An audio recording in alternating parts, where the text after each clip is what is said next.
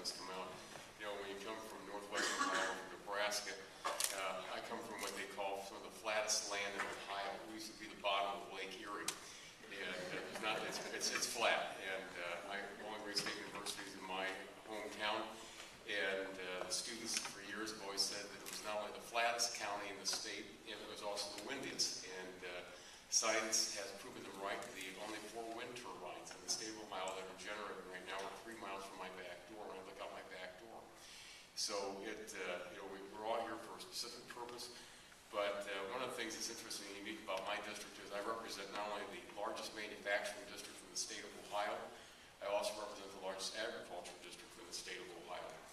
We live and die by energy in my district. 80% of all of the product that's brought into Ohio is brought in by truck. And when you look at the amount of energy that my companies, I represent anything from foundries to the largest washing machine plant in the world. In a good year, when there's not a downturn in the economy, they're turning out 6 million washing machines a year, and I never knew that many clothes got dirty in a year. But I also have things like the largest Campbell soup plant in the world, the largest Heinz plant.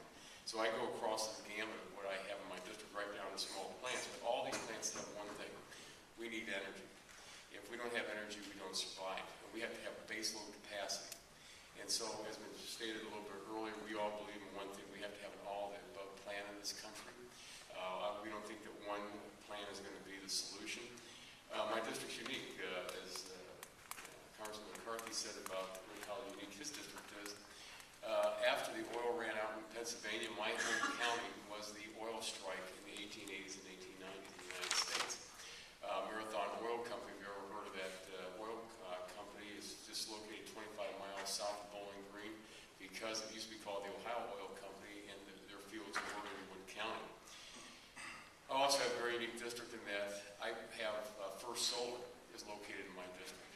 Some of the earliest individuals who got involved in solar panel manufacturing came from the glass industry. I represented some of the largest glass industry in the world in my district, with the old LOF, Owens Corning Fiberglass, in Owens, Illinois. And some of the pioneers came from Wood County. It's interesting when you talk about solar panels, because like this First Solar, over 99% of all the solar panels they produce per year are bought and shipped to Germany. We have another plant that will be going into production by the end of September, Willard and Kelsey, and they've already got their contracts ready to go. So there's a great demand for solar panel in our area, but also across the world. As I mentioned, we do have the 4 wind turbines. And the great thing about the state of Ohio is we can produce the wind turbines. We can create the jobs for people to have those wind turbines, because I have steel mills in my district.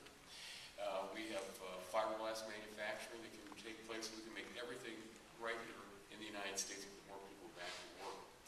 Because again, when we're talking about back to work, when you represent very large manufacturing districts like I do, unfortunately, the last couple of cycles, in months, one of my counties was the highest unemployment in the state of Ohio, with 18%.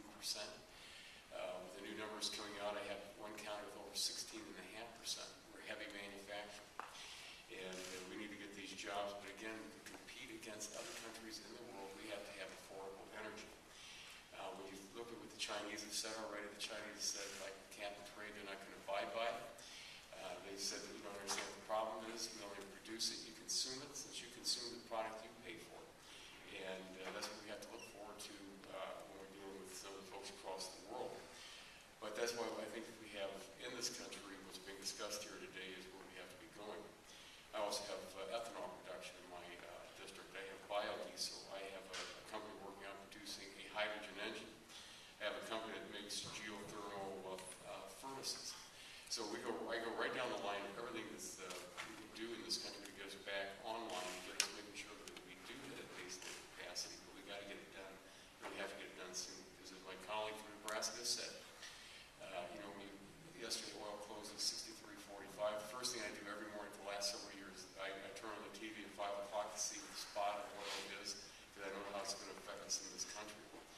Ohio gets 87% of all of its energy is cogeneration.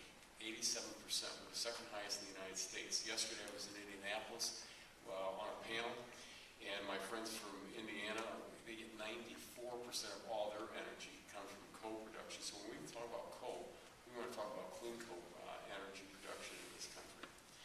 So we got a lot of challenges, and I know that Americans have always risen to meet those challenges, and I'm sure we're going to do it now because our future generations